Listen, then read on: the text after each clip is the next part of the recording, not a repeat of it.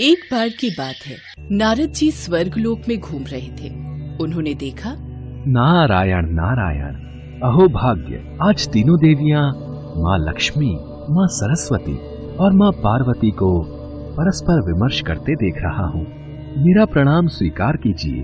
मैं यहाँ से गुजर रहा था, आप तीनों के वार्तालाप को सुना तो मुझसे रुके बिना नहीं रहा गया। देवर्षि नारद, हम तीनों अपने सतीत्व और पतिव्रता धर्म की चर्चा कर रही। अच्छा, तो आपने भी हमारा वार्तालाप सुन ही लिया। ये बात तो आप भी जानते हैं देवर्षि नारद कि हम तीनों देवियों के समान कोई भी पतिव्रता स्त्री नहीं है। हमारा पतिव्रत धर्म सर्वश्रेष्ठ है। ये बात तो उत्तम है, आप तीनों पतिव्रता स्त्रियां हो, परंतु क्या देवर्षि नारद, हमारे सिवा और कौन पतिव्रता स्त्री है, बताइए। हे देवियों, अत्रि महामुनि की पत्नी देवी अनुसुईया। देवी अनुसुईया? हाँ माते, देवी अनुसुईया के समान पवित्र और पतिव्रता तीनों लोकों में नहीं है। क्या कह रहे हैं देवर्षि नारद? मैं सत्य कह रहा हूँ देवी सरस्वती। देवी अनुसुईया एक महान पतिव्रता स्त्री है। देवर्षि नारद की बात सुनकर तीनों देवियों के मन में अनुसुईया के प्रति ईर्ष्या होने। अच्छा, अब मुझे आज्ञा दीजिए, मैं चलता हूँ। नारायण नारायण। देवी पार्वती, देवी सरस्वती, क्या आप भी वही सोच रही हैं जो मेरे मन में विचार उत्पन्न हो रहा है? हाँ देवी लक्ष्मी, हमें देवी अनुसुईया के पतिव्रता धर्म की परीक्षा लेनी ही होगी। अब तो देखना ही पड़ेगा ये सती अनुसुईया कितनी बड़ी पतिव्रता है। और इसी विषय पर आग्रह करने के लिए तीनों देवियां अपने अपने पति के पास गयीं। इसके पश्चात तीनों देवों ने आपस में इस पर विचार विमर्श किया। अब क्या किया जाए महादेव? मेरी पत्नी लक्ष्मी तो हठ करके बैठी है कि हमें अनुसुईया की परीक्षा लेने जाना ही होगा। और आप जानते हैं महादेव, स्त्री जब एक बार कोई हठ कर बैठती है तो उसे पूरा करवा कर ही मान। मैं भी इसी असमंजस में हूँ।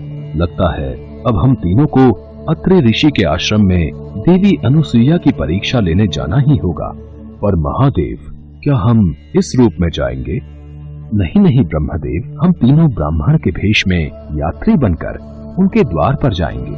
महादेव ठीक कह रहे हैं, और हम जानते हैं अत्रि मुनि के आश्रम से कोई भी मनुष्य पशु पक्षी बिना भोजन किए नहीं लौटता है। तो ठीक है, हम तीनों काशी के ब्राह्मण वेश में चलते।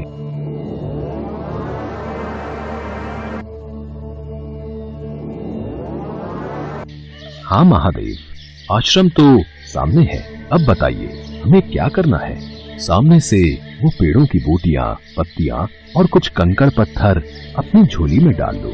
प्रणाम मुनिवर, आइए, अत्रि ऋषि के आश्रम में आपका स्वागत है।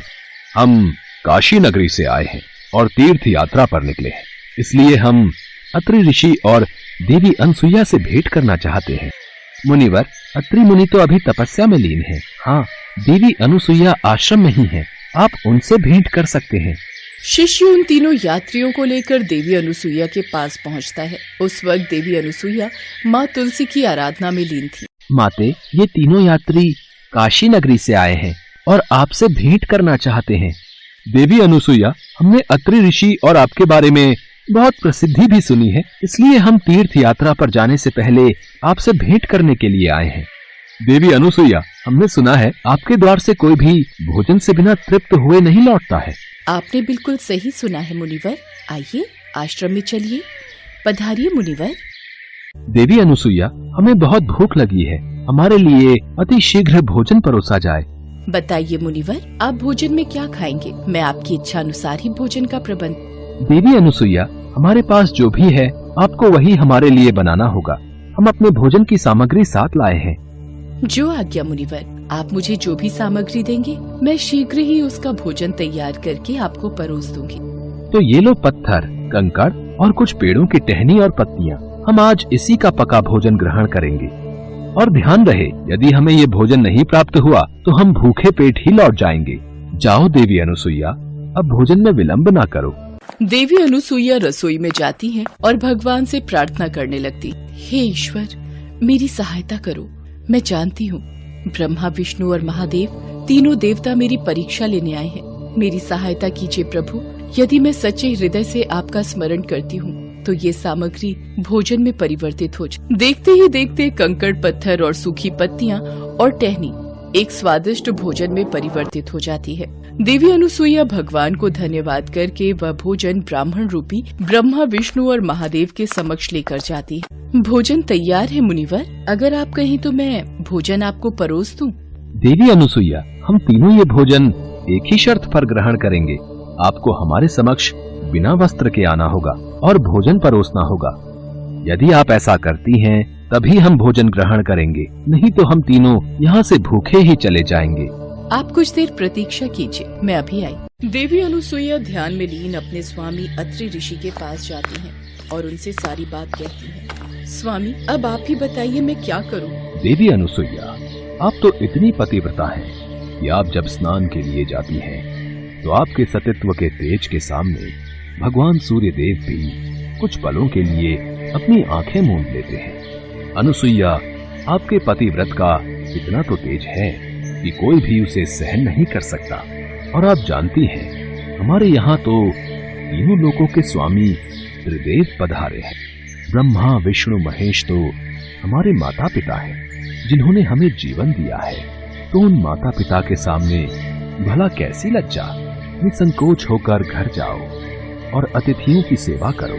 और हाँ, ये कमंडल का जल लेती जाओ और भोजन परोसने से पहले इस जल की बूंदें जमीन पर जरूर छिड़क लेना। जो आज्ञा स्वामी। देवी अनुसुईया आश्रम में लौट आती हैं और ब्रह्मा, विष्णु और महेश को भोजन परोसने से पूर्व कमंडल का जल धरती पर छिड़क। देखते ही देखते ब्राह्मण रूपी ब्रह्मा, विष्णु, महेश नवजात शिशु का रूप ले लेते। देवी अनुसुईया बाल रूपी ब्रह्मा, विष्णु, महेश को अपने आंचल में छुपा लेती हैं और उन्हें अपना दूध पिलाती हैं, उनके साथ खेलती हैं, उन्हें सुंदर सुंदर वस्त्र पहनाती हैं और उन्हें पालने में झूला झुलाती हैं और लोरी गाकर सुला देती हैं। कुछ देर बाद अत्रि ऋषि जब आश्रम में लौटते हैं। स्वामी, देखिए, इन बालकों को पाकर मेरा मातृत्व जाग गया। मेरी कोई संतान नहीं है, आज वो कमी पूरी हो गई। अनुसुईया, कभी न कभी तो इन तीनों बालकों को अपने रूप में आना ही है। हम कब तक इनको अपने साथ रख सकते हैं? उसी समय नारद मुनि देवी पार्वती, देवी सरस्वती और देवी लक्ष्मी के साथ वहाँ आ जाते हैं। माते, अपने पतियों को ढूंढते हुए ये देवियां यहाँ पर आई हैं। इनके पतियों को कृपया इन्हें सौंप दीजिए।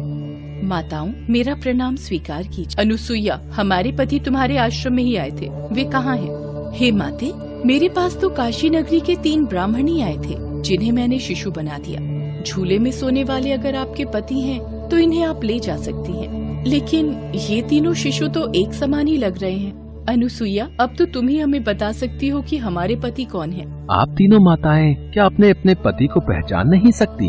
जल्दी से अपने पति को गोद में उठा लीजिए। सोच लीजिए, अगर आपने किसी पर पुरुष का स्पर्श कर लिया तो आपका पतिव्रत धर्म खंडित न हो जाए। अनुसुईया की बात सुनकर तीनों देवियां शर्मिंदा होकर दूर जाकर खड़ी हो गयीं। तीनों देवियों ने माता अनुसुईया से क्षमा याचना। अनुसुईया, हमें माफ कर दो, हमने ही परीक्षा लेने के लिए अपने पतियों को बाध्य किया था। हमसे भूल हो गई अनुसुईया, हमने तुम्हारे पतिव्रत धर्म से ईर्ष्या की। अनुसुईया, हम तुमसे प्रार्थना करते हैं, हमारे पति को पुनः अपने स्वरूप में ले आओ। माता अनुसुईया ने जब देखा कि तीनों देवियां दुख से व्याकुल हो रही हैं, तो उन्होंने त्रिदेवों को उनका रूप प्रदान किया। तत्पश्चात तीनों देवों ने अनुसुईया से प्रसन्न होकर वरदान मांगने को कहा। तब अनुसुईया बोली, प्रभु, आप तीनों मेरी कोख से जन्म ले, मुझे ये वरदान दीजिए। देवी अनुसुईया, हम तीनों तुम्हारी ही कोख से जन्म लेंगे और सृष्टि में आपका नाम माँ सती अनुसुईया के नाम से प्रख्यात होगा। तीनों देवों के वरदान प्राप्त होने से कालांतर में भगवान दत्तात्रेय के रूप में भगवान विष्णु का, चंद्रमा के रूप में ब्रह्मा का तथा दुर्वासा के रूप में भगवान शिव का जन्म माता अनुसुईया के गर्भ से हुआ।